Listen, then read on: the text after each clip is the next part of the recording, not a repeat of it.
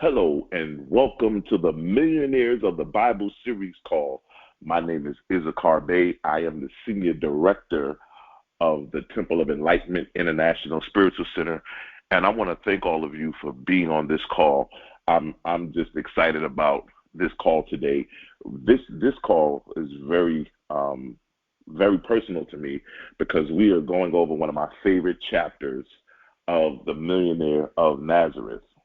From Nazareth, but it's the yellow book with the gold star, Catherine Ponder. And in this series, we are in chapter 7. I'm just excited. I love this stuff. I mean, we can talk about this all day. But when I think about where we are and the direction that we're going in, every week we expand our consciousness even more. Every week we put ourselves in a better position to win in the game of life. Life is a game, and either you are playing the game of life or you are part of the game. I want to be a player in the game of life. Somebody would say, well, what do you mean what do you mean life is a game? Well, I'll tell you this. Let's look at life like the hand of poker.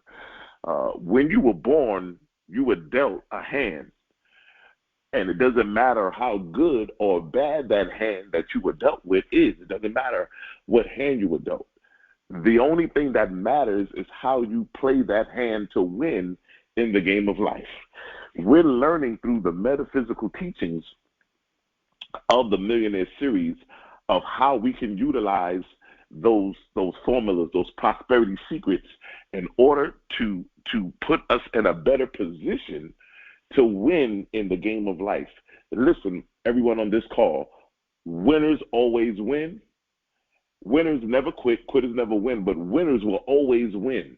It's something about a winner that will always seem to win. Now, understand this. You have to understand the circumference or the consciousness of a winner, because sometimes we can't look at the outward perspective and consider that winning. Why? Because sometimes when you win, you lose. And sometimes when you lose, you win. So you can't go by the outward perspective of things all the time. But when you have a winning consciousness, when you have a winning spirit, when you have a winning mentality, when you are emotionally connected to winning, it's something about winning that just puts you in the right place at the right time to win. And it also puts you in the right place with other winners. And you are assembled with other winners. And so I want you this morning, those of you on this call, to declare, I am a winner in the game of life. I am a winner. I am a winner in the game of life. On this this day of September, this Sunday, we're excited to be on this call. I want to thank all of you who took the time out to be a part of this call. I've had some great days being in New York City here. I'll be leaving tomorrow, heading back to San Antonio, Texas, and had a great time visiting family, friends, loved ones, and it's been a great endeavor. I've had great fellowship time, and I'm just excited about where I'm going. It's always good to come back to the place where you were raised, where you spent your childhood coming into, to walk away from it and to come back at the level of consciousness that you're in and look at it and begin to see how you have evolved, to see how you have expanded from back then where you were there to where you are now. And it's just magnificent. It's just unbelievable. You know, it's a gift and a curse. And I say this because there are some situations as well as when I go back home, some people are in the same position, in the same situations, in the same circumstances that they were when I was there, when I was a little boy. Some of them are in the same situations. The same people are in the same, they're dealing with the same issues. They have the same situations going on, and they never evolved. They never were able to shift their consciousness to get them out of what they were in. And so when you see that, it lets you know that you have to be glad that you are a winner in the game of life, that you were able to utilize the hand that you were dealt and use it strategically. I'm one that believes strategy is everything. Doesn't matter how smart you are. It doesn't matter how much money you have. It doesn't matter how great you look. It doesn't matter. All those things are wonderful. But in retrospect of becoming a winner in life and actually getting things to be done the right way and effectively and efficiently, you need strategy. And so those of you who are entrepreneurs on the call, you know that strategy is everything for business. You know, how are we going to strategize to get this product, to get this thing going, to get more clients, more customers through the door? What's the strategy that we can use to implement, to expand our territory? And so strategy is everything. Even in your personal life, what strategy can I use to manifest more money, more abundance, more prosperity, more health?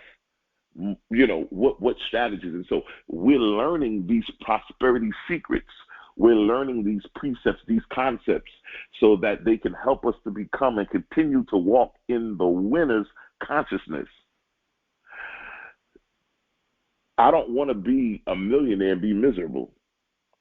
I want to be a millionaire and be happy. I want to walk in happiness. I want to walk in love. I want to walk in great abundance, prosperity, health, and I also want wealth. I want to be able to always, at any given moment, be able to finance my dreams. That's my personal definition of wealth. It's the ability to finance one's dreams. And so I want to always be able to finance my dreams. I want to always be able to put myself in a position to always win. Winners never quit, and quitters never win.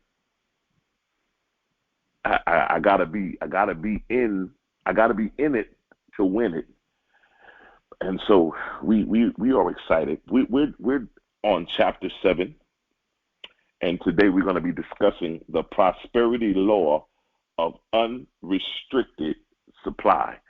I mean, that title alone is just by itself. We don't even need to say anything. The prosperity law of unrestricted supply, which means that there is no restriction on my supply. There's no restriction at all for the supply. It's unrestricted.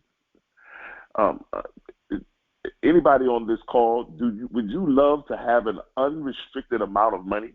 Would you love to have an unrestricted amount of abundance? Unrestricted means that there's no limit. There's no limitations on it. It's unrestricted. It cannot be contained.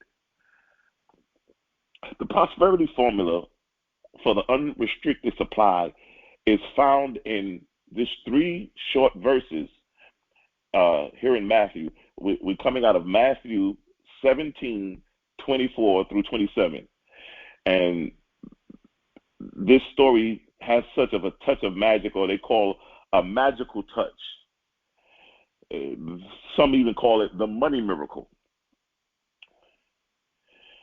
Money is a necessity to one's spiritual growth, since it can give a person the time and means to grow spirituality while freeing him from maternal care. Right? Through this account of his miracle money, Matthew, who we see emphasizing that money is a necessity requirement for one's daily supply, and it should not be held in or detained by anyone, especially by those who are on the spiritual path. Jesus and his disciples have returned from the journey of 3 to 4 weeks. When they arrived at Capernaum, they were penniless with not much as a shekel between them. They were confronted by the authorities, who asked if Jesus paid taxes. Peter unhesitantly said he did. Jesus then told Peter how to demonstrate the tax money on the spot. Now, let me stop there before we go any further. We see here Jesus and his disciples were coming back from a trip of 3 to 4 weeks. And it says here that they were penniless, not as much as a shekel between them. Anybody on this call, I've always said this, and we talked about this last Sunday, about whenever there's an appearance of lack. See, I never let one of the things when we talk about winning in the game of life, one of the secrets of winning in the game of life is never to be overtaken or embraced by the physical appearance of things. And what I mean by that is that a lot of times we get so fascinated and caught up in the physical appearance of things that we believe that's reality, and that's not reality. Remember, reality is the spiritual connotation, the cause. What we see in the physical ramifications are the effects, and that which is physical will always be temporary. Money is the easiest thing to replace. It's the easiest thing to replace. Guess what's the hardest thing that can never be replaced? Time. You can't replace time, right? But money is the easiest thing to be replaced. And still yet, we see on Instagram, on Facebook, and all these social media places that people are going crazy of trying to put the facade or the image out that they are at this level of financial opulence or that they're at this level financially and so forth. Whereas if I said this a long time ago on one of the other calls, that if a billionaire walked past you with a pair of khakis on, some New Balance sneakers, and a gray polo shirt, you wouldn't know who he was because he didn't step out of a Bentley Rolls Royce. He didn't have a diamond watch. He didn't have a diamond chain. He didn't have on a 3-piece Armani suit or a Versace suit. He didn't have none of that on. But if a billionaire walked past you, you wouldn't know who he was. So we have to get into the notion of really understanding the significance here. Here's the issue. Jesus and the disciples coming back from the trip, they don't have any money. They are approached by the authorities that they need to pay taxes.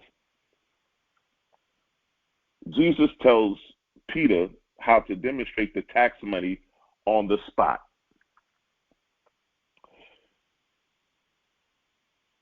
Jesus tells Peter to go to the sea. That's the first thing he tells him to do. He tells them to cast a hook. He tells them to take the first fish that comes up, open its mouth, take the money found in there, and pay the taxes. Not only for Jesus, but for all the disciples as well.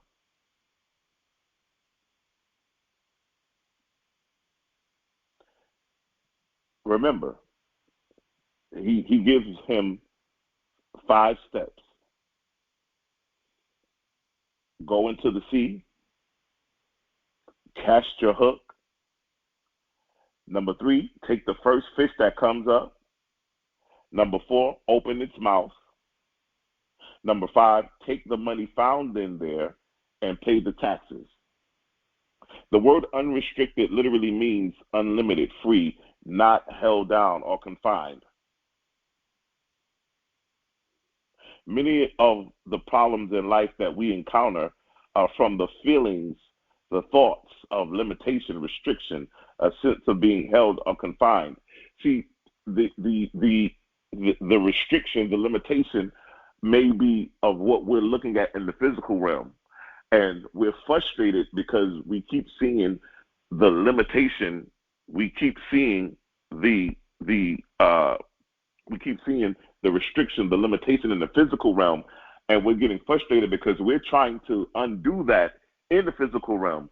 And you can't change it in the physical realm. You got to go into the spiritual realm in order to change it.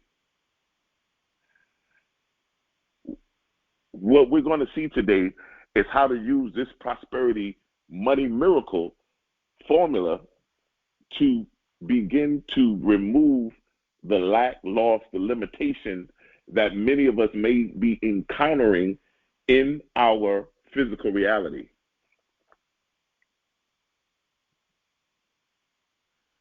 Now, one of the things that I love about this is Jesus tells him, the first thing he says is, go into the sea. And then he tells him to cast your hook.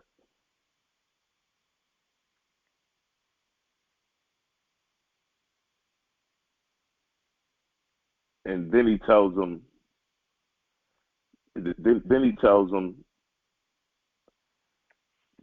to after you cast your hook, to go after the first fish that comes up. Now, let's look at this and let's take this into a deep dive. When Jesus tells Peter to go to the sea actually symbolizes the universal mind. Listen to this. Oh man, this is so good.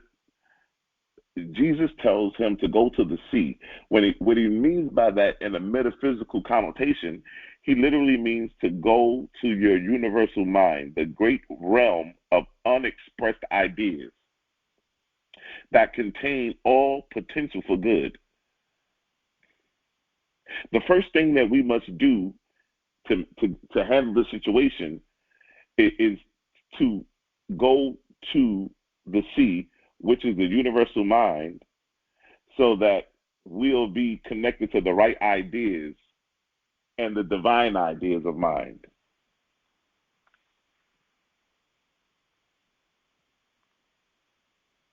Going into the sea of ideas is the way to begin successfully meeting every need in your life. You know, I say this all the time. Whenever you have an issue, you always look up. You look up, you go to a higher level of consciousness, you go within. The divine direction, the divine insight that you will get will lead you and guide you as to how to handle the situation that you need to handle. You know, sometimes when I'm in a situation and I don't know what to do, instead of trying to, use my smarts or use my expertise or what I think I would know how to do it, sometimes I just allow myself to just fall back and allow spirit to guide me and allow spirit to direct me on which way to go. Because I don't want to get in my own way. I don't want to do nothing that will hinder me. I don't want to put myself in a position that maybe a door may be closed and something may happen that may block me from getting the blessing or getting what it is that I need. So I never want to put myself in a position. And so I move and operate by divine guidance. And especially the women who are on this call, women are automatically very intuitive. You guys have the ability to sense things and know when things are, but that small voice, that intuition, that's divine guidance. That's giving you insight. That's giving you the ability to move, to have, and to be, and to do all that you would ask, even in every situation that you're in. You can have whatever you want to achieve. You can be as successful as you want to be. God will give you any good thing you desire, but it's in the form of an idea. There is nothing more tangible than an idea. If you take a divine idea that comes to you as a result of meditation, affirmation, inspiration, study, or through association with the other prosperity-minded people and use it for all it's worth, there is no limit to the good that you can achieve. Now, another thing that we have to keep in mind, we're operating in a money consciousness. Money chases ideas. I'll say that again. Money chases ideas. So when they start talking about ideas, you have to keep in mind that they are talking about those ideas of what money chases. Money chases a good idea. Then we come down to where he tells them, the second thing he tells them to do is cast the hook. To cast the hook means to cast a definite prayer or prosperity decree into the sea of ideas.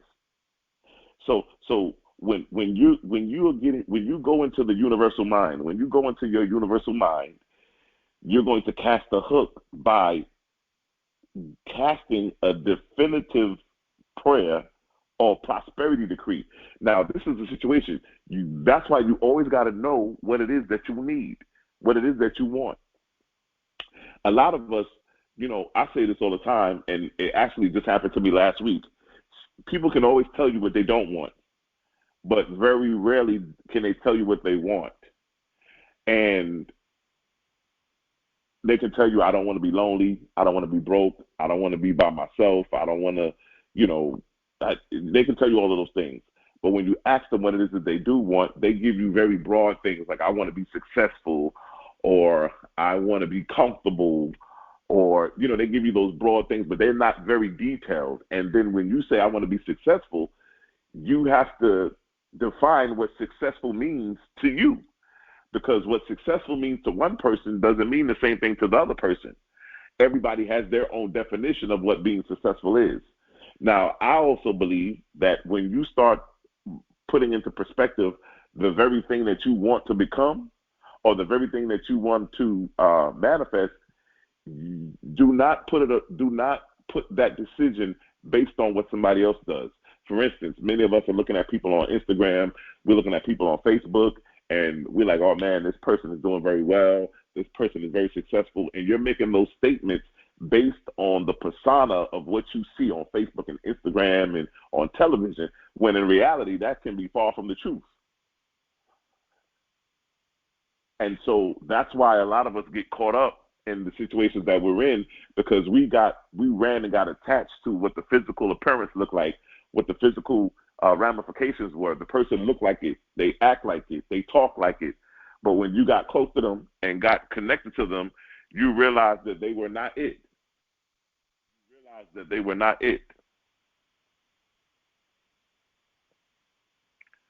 And so once you see that, you will be able to move into that. You'll be able to move into that understanding of what that means.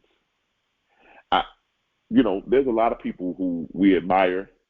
There are a lot of people who we respect, who we hold in great regard. But at the same time, we don't want to put ourselves in a position to where we feel like these people are. You never want to put yourself in a position where people are better than you. Now, I believe everybody on this call needs to have a mentor. And the reason why everybody needs to have a mentor is because you need to have a mentor, somebody who can see the blind spots. For instance, if you're walking down the street and I walk up to you and I say, hey, there's something on your nose, right? There's something that you can't see, but I can see it. So I'm assisting and helping you to remove it. And that's what a mentor does. That's what a coach does, right? They are able to allow you to see the blind spots that you would not normally see, to help you move into your purpose and into your destiny. But at the same time, you don't want to get into a back and forth match of who's better, who's this, who's that, and you don't want to do that. We want to move into a level, as I always say, where we're no longer trading time for money, but we started to trade wisdom for money.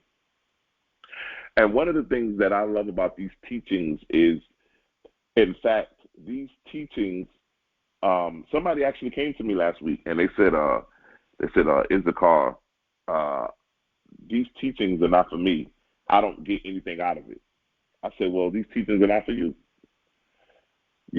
And she said, but, I just, when I heard the Millionaires of the Bible series, I just thought that you was going to teach us how to be millionaires. And I said, I am. She says, but yeah, it's not, you're talking about all of these formulas and prosperity secrets. And so what she wanted was a get-rich-quick scheme. There is no get-rich-quick scheme in spirituality. There is no get-rich overnight. It's a process. The quicker you take to reprogram your mind, to reprogram your habits, to reprogram your emotions, your feelings, and you become a master over your mind, then and only then can you now move and operate in that millionaire consciousness to now where money begins to chase you. And so there's some people that whatever service you provide, those of you on this call, there are many entrepreneurs, there are many people who have their own businesses on this call, and there may be people who you have reached out to or offered your services to, and everybody's not for you. So if those people who you're reaching out to are not for you, they're just not for you. You have your own demographic, you have your own set of people that will be connected to you. When Reverend Israel and me and Reverend Israel were in Awakening Light, and he left Vegas and he went, I think, to Virginia or DC area, and I started the Enlightenment Center, I was a little thrown off because the audience for me was about 95% white. Here I am, a black man, teaching New Thought metaphysics, and the whole audience was predominantly white. And I had a problem with it because I figured if I'm a black man, how come I can't draw in my own people?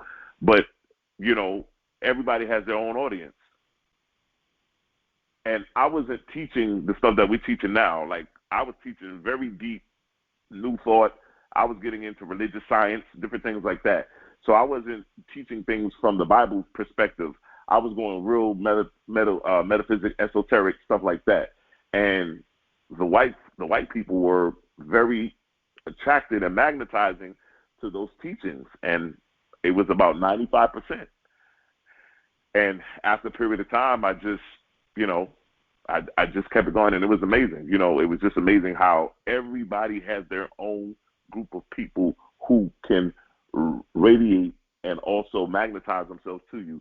Your service, your message, your outreach, your purpose is not for everybody. There is a design, there is a place, there are a group of people, there are a nation that's directly waiting for you, that's assigned to you.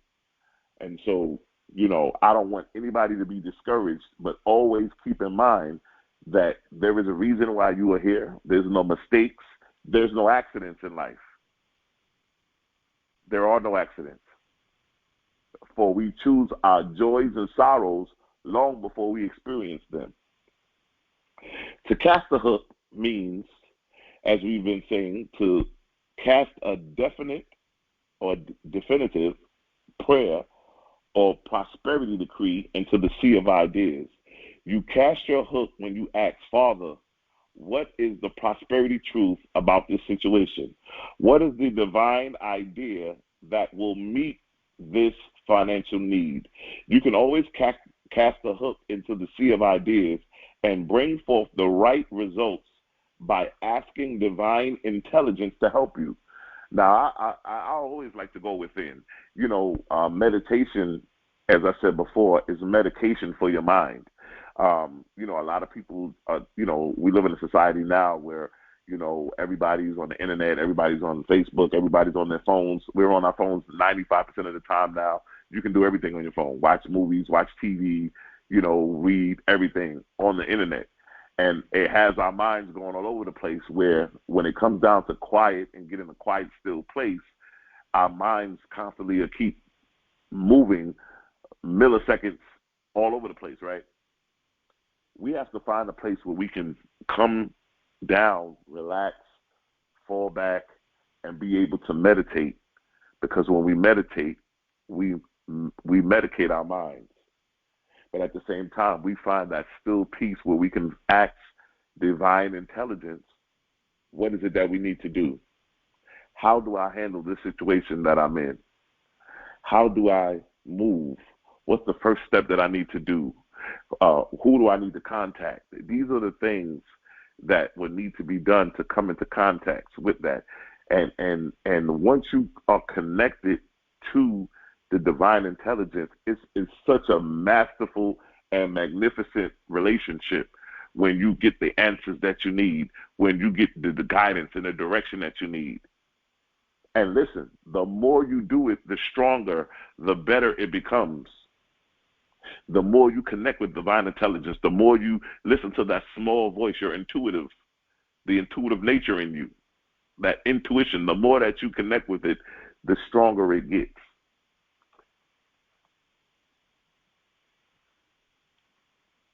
I think that the more definite you can become,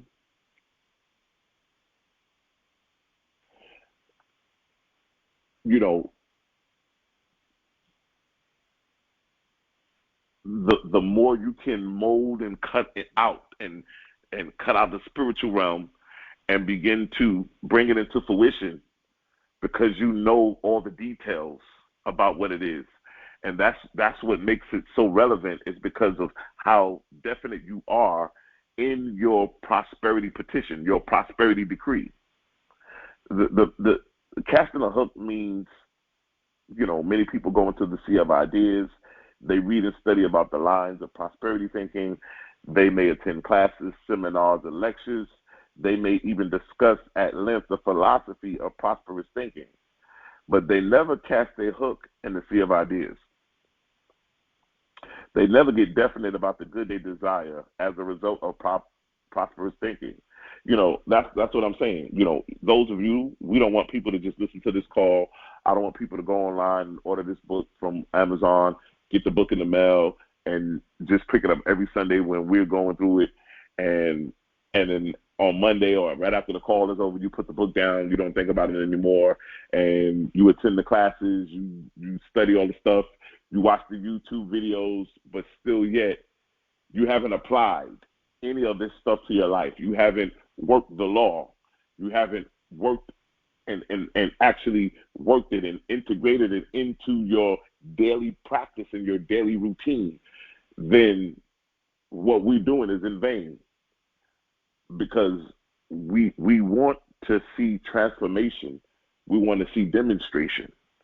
We want to be able to demonstrate that these prosperity secrets, these prosperity formulas, these prosperity laws actually do work and actually will bring us great results.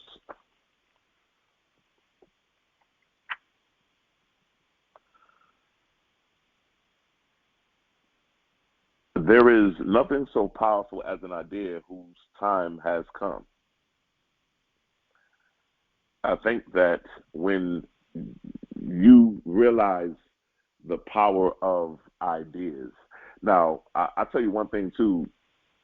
I've been getting a lot of people that have been calling me and telling me that since we've been doing this Millionaires, the Bible series, they've been getting a lot of ideas, a lot of,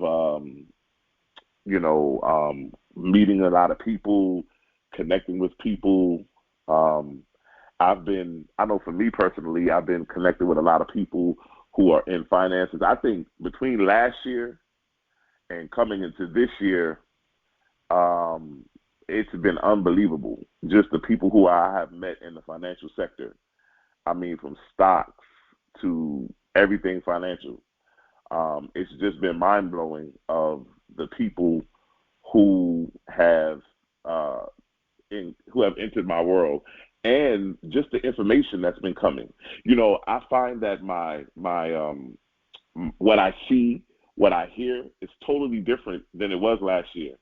It's almost like certain things will grab my attention. Certain things I can see maybe that the other person doesn't see.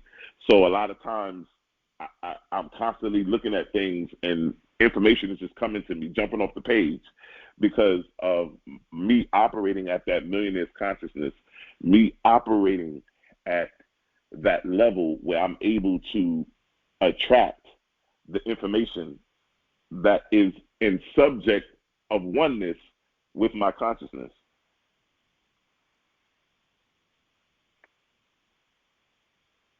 Another way that you can cast a hook is through list making, being able to write a list of desires, write a list of things that you want to manifest, write a list of things that need to be repaired, or a list of things that, writing a list is also being definite details in the list making. Also through picturing, you can cast them through picturing. Now, I tell you this, the mind operates through pictures. The mind operates through pictures. So that's why when you go into meditation, and when you go into meditation and manifesting, you have to really get to a place where you start imagining in your mind. It's almost like a movie. It's almost like you are watching yourself in a movie, and you're watching yourself driving a new car. You're watching yourself walking the new house. You're watching yourself telling the movers which boxes to put in which room, telling them which bed does that bed go in which bedroom, telling them where to put everything at. It's you watching yourself in a movie receiving the check for $100,000. It's you watching yourself in the theater of your mind in the bank, giving the check to the banker to tell them to deposit this check for $100,000, right? These are the things that you can do as far as your prosperity decree is in picturing, right? Being able to picture and see yourself being, doing, and having. Now, notice I didn't say see yourself looking at a car dealership. No. You already have the car. You're watching yourself drive the car. You're watching yourself pick up your daughter, pick up your son, pick up your husband. You're driving around. You're watching yourself get off an airplane because you're in the Virgin Islands. You're watching yourself get off the airplane as you go to Thailand or whatever country that you're going to. These are the things that we're doing by picturing those things to happen. Because if I ask everybody on this call right now, what's one thing that you would want to do right now? They would tell me, I want to buy a house. I want to go to the Bahamas. I want to go to do all these things. Everybody would say everything they wanted to do. But then I asked them, well, why haven't you done it? And then here come the excuses. I don't have enough money, my job, my this, my that. And so what happens is when you go into your mind, when you go into the sea, which is your universal mind, and you cast the hook, which means that you give your definitive prayer or your definitive prosperity decree, what you're basically saying is you're picturing yourself get in the house, moving in the house. You already got the house. You're picturing yourself driving the car. You're picturing yourself on the island. You're not giving yourself the excuses as to why you can't have it. Now, when we look at the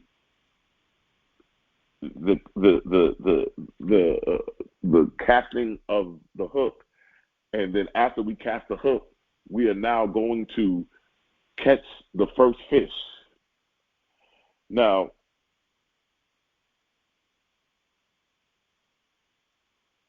fish symbolizes ideas of increase.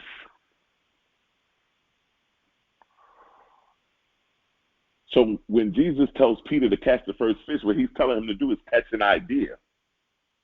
Because fish represents the ideas of increase.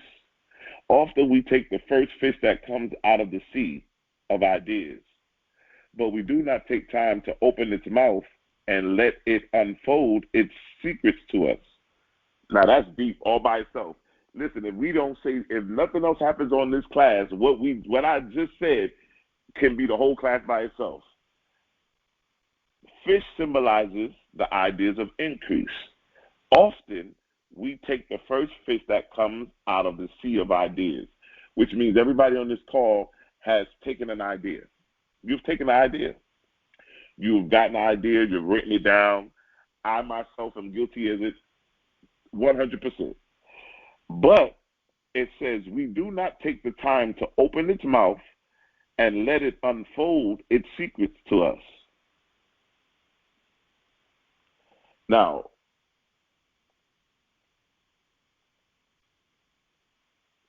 if you have a need and an idea came to you that did not meet your need, it's probably because you rushed forth to use the idea before you properly opened its mouth. You did not give that idea a chance to quickly unfold its secrets to you. An idea is like a child. It needs time to grow and then reveal its good to you. We know that ideas are things that you constantly work with. You take an idea and you begin to write it down and you begin to allow it to accumulate. You begin to add. You begin to strategize. You begin to add the necessary parts and plan and structure and so forth. And so you take an idea and you build on it. An idea that comes to you when you rush forth to use it immediately is like a child that's born prematurely and then dies. Your idea dies too. If we do not give it time to grow and gain strength, you can open its mouth by pondering that idea, meditating upon that idea, keeping quiet, privately keeping mental company with the idea, and it will tell you its secrets. So listen, when you get an idea, somebody on this call, I just love this. This whole chapter is phenomenal to me. When you get an idea and you are in a situation where there's lack, we see the disciples didn't have any money. The authorities came. It was time to pay the taxes. He told them to go into the sea, which is his universal mind. Jesus then tells him to cast a hook, which means to get the definitive prayer, the prosperity decree, right, to be very definite. And then after he does that, he tells them to take the first fish that comes out, which means the first idea. Because after you do your definitive prayer or your prosperity decree, what happens is you will begin to you're now getting ready to cast the hook. So now as you're casting the hook, you're actually fishing. And the bait that's on your hook is the definitive prayer, the prosperity decree. And once you release that into the universal mind, which is your sea, what happens is the ideas begin to come. And when you get the first idea, because here we go, money chases ideas. So when you get that idea, you have to work with that idea until it reveals itself.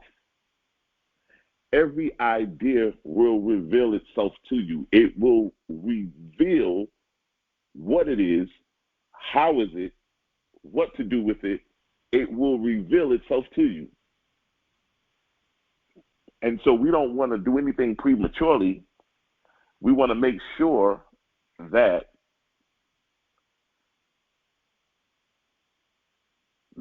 we are in right, that we're in right standing, that we're in accord with the ideas, that they will begin to reveal themselves to us, that we don't rush it, that we don't push it. Many of you have businesses right now, and the businesses that you have were contemplating on good ideas. You got an idea to do something. You got an idea to start a service. You got an idea to start a business. And so you may be frustrated because you're like, well, I wanted to start this business. I thought it was a good idea. A lot of people telling me it's a good idea, but I'm not getting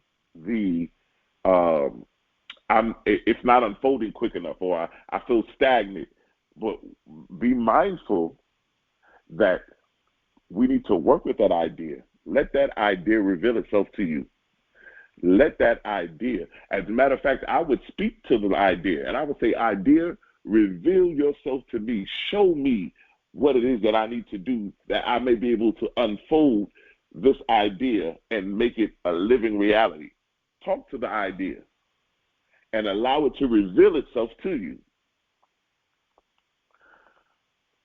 After Peter took the first fish that came out of the sea, Jesus told him to open his mouth and they would find the money to meet their needs. When that first fish, or I would say prosperity idea, comes, you can slowly open its mouth and reap the benefits in three ways. First, if possibly withdraw to some quiet place and dwell upon the idea that has been revealed to you. Allow that idea to reveal itself. As you quickly think and ask, what is the truth about this idea?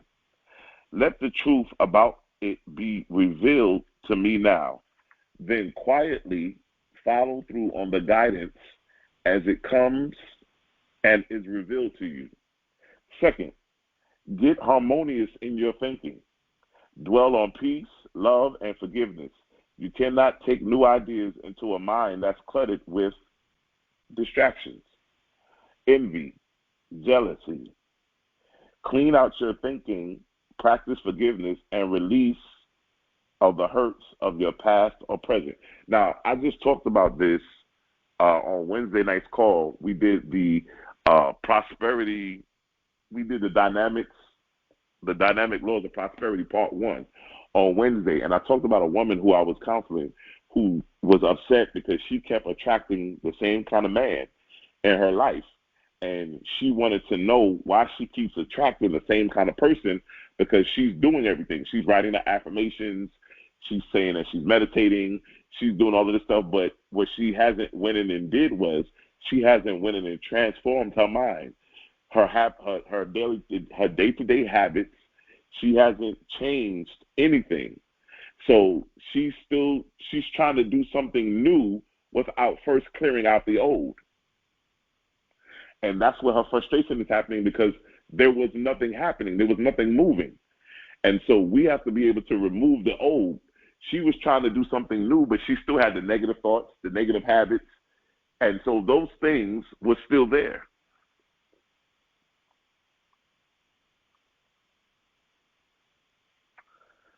Stop envying the good of others and wondering where you have failed. Stop comparing your progress with that of other people. The progress of no two people is the same, even under identical conditions. If you expect to receive the prosperous ideas that will make you possible or find a home for you, then stop wondering why your neighbor's home may be nicer than yours. Stop thinking, why didn't you get the promotion or the raise in pay when you receive none? Why haven't you attuned yourself to the divine intelligence, its realm of universal abundance? A rich and loving Father will begin to pour into your own life an abundance of prosperous ideas that will lead to satisfying results which are just right for you. You never want to compare yourself to somebody else. We say that all the time. We get caught in the physical ramifications. Oh, look at what kind of car they're driving, or look at what are they doing, or look at they got the raise, I didn't get the raise, they got the promotion and I didn't get the promotion. You feel like you're much more wiser, you have more seniority than them, you're more educated than them, and they just came in and they got pushed to the top.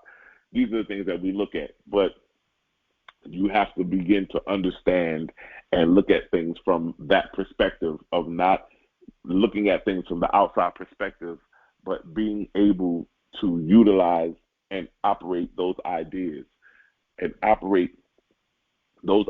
until they reveal themselves. Work with them ideas. Meditate on them. Constantly, every day, just work with the idea until it reveals itself to you. So I think that when an idea reveals itself to you, you are actually at a place where there's oneness now. There is no connection between you and an idea. Your both you and the idea are on the same level of consciousness. There is no separation. And so when that reveals, but let me tell you how deep it is. When the idea reveals itself to you, it's actually showing you about you. Because the idea came to you because the idea came out of you. I don't know if you can understand what I'm saying.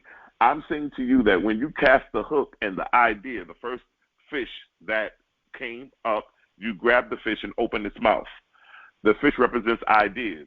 But that fish that came out to you, you magnetized it because you can only bring to you the very thing that you are. So the ideas that came to you really came out of you because you're magnetizing who you are. You meet nobody in this world but you. So the idea is you. And when the idea reveals itself to you, it's really revealing you to you.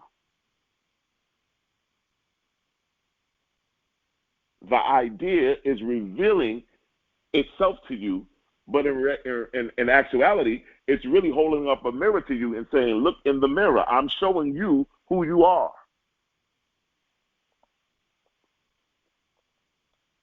Just Jesus' prosperity secret is the famous fish miracle. Peter was to take the shekel he found in the fish's mouth and use it to pay the tax obligations, right? When you pray to meet a need and the way is open for you, be sure to take time to use it and to do what it is that you needed to do. And what I mean by that is that, you know, we see people all the time that when they're down and out, they'll do whatever they have to do to get what they need. And then when they get what they need, they forget about everything. And that's not what it was for. So, for instance, it's not about Jesus telling Peter how to get the money. And once he got the money to pay the taxes, he went and did something else with it. So you always want to be ethical. You always want to be moral in how we are utilizing these things. We don't want to utilize these things for hurt, harm, or endangering anybody or doing something that's unethical or immoral. And so we always want to make sure that we are operating under a great sense of integrity.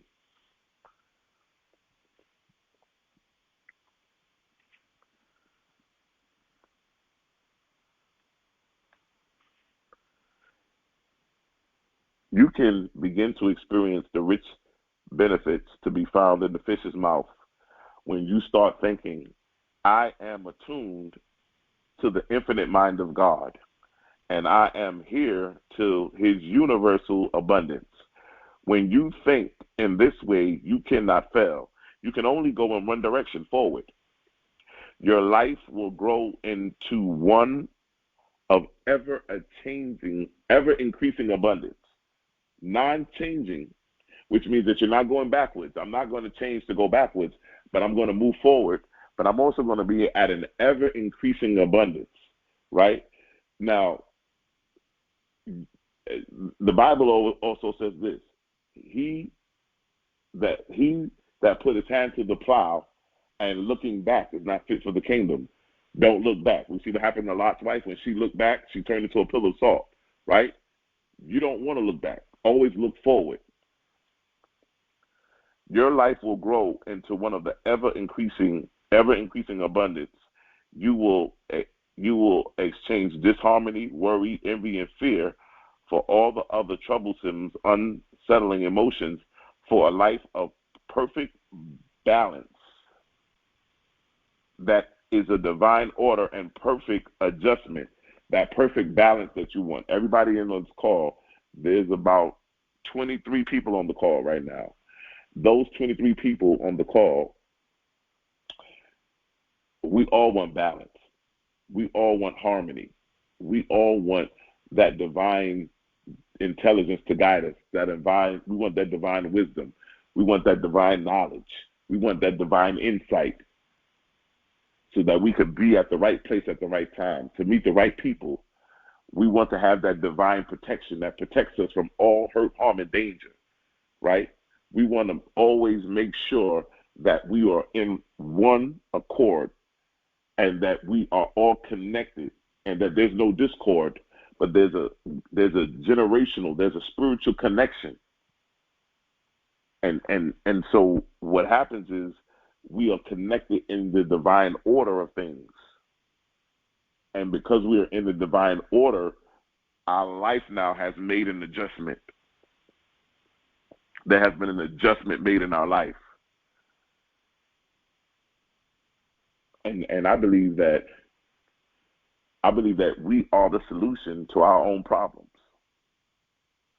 I believe that tonight, anybody on this call who needs money tonight, anybody on this call that needs money, I'll tell you to go to the sea. I'll tell you to go cast your hook. Take the first fish that comes out, open its mouth, and take the money.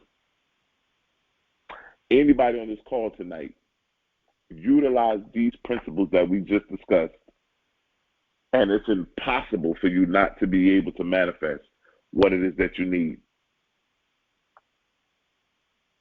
These prosperity formulas are designed to put us in the best position, in the best areas of our lives, to give us the ability to evolve, to transcend, and to grow. And what makes it so good is that it's not just for us, but it's for our families, our loved ones, leaving a legacy, moving it from generation to generation. So I'm excited about it because I just feel that we are in a great place, a place of, I would say, of atonement, of oneness, operating at that place, living in a winner's consciousness, connecting myself to a winner, being a winner, not being afraid to step up, not being afraid to step out and go after what it is that I want, not being afraid to create my own reality, not allowing life to dictate to me how to live, but I now tell life how I'm going to live. I'm not asking life, should I do this or should I do that? I'm telling life how it's going to happen. I'm telling life this is what we're doing. And I will allow divine intelligence to make it happen. And so this is where we are now, in this level of consciousness that we're at. I want everybody to just continue to work with these principles this week and continue to operate your law of unrestricted supply. Unrestricted supply. That nobody can stop you, nobody can hinder you, nobody can keep you from getting your unlimited supply but you. Nobody. And so we definitely want to do that. Those of you that are listening in, we want to thank you for being on this call. We have been working with the Prosperity Conscious Seed of $91.11 for the month of September. And I want to thank all of you for being on the call this morning. Those of you who want to be a part of our circulation, we call it the circulation because anytime we release a seed out of our hands, we believe that it will circulate back to us at 100-fold return. 100-fold return. Anytime a seed is released, we know that it's going to be given back to us 100-fold return. And so, listen, tonight this morning, I want to reiterate those of you who are listening that we appreciate you sowing into good ground, sowing into this ministry, and we believe that whenever you sow a seed, your need gets met.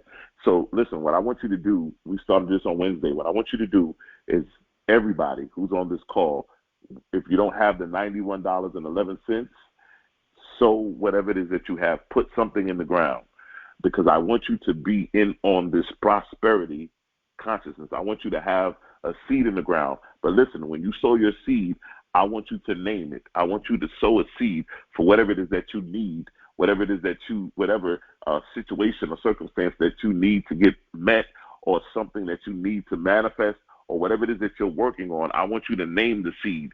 And as you put it in there, we're going to believe that things will begin to open up, and that your idea will reveal itself to you. That whatever idea that you are working with will begin to open up and reveal itself to you. So we want all of you to put a seed in the ground. I thank you. We appreciate you. The $91.11 is the seed of expansion. It is the seed of self-expression, being able to express oneself. The question is, who are you? Because who you are, you will express that. They always say that money changes you, but money doesn't change you. No. Money only magnifies who you are. That's all it does. Money only magnifies who you are. Money may change the people who are around you, but money will never change you, because it will only magnify who you are.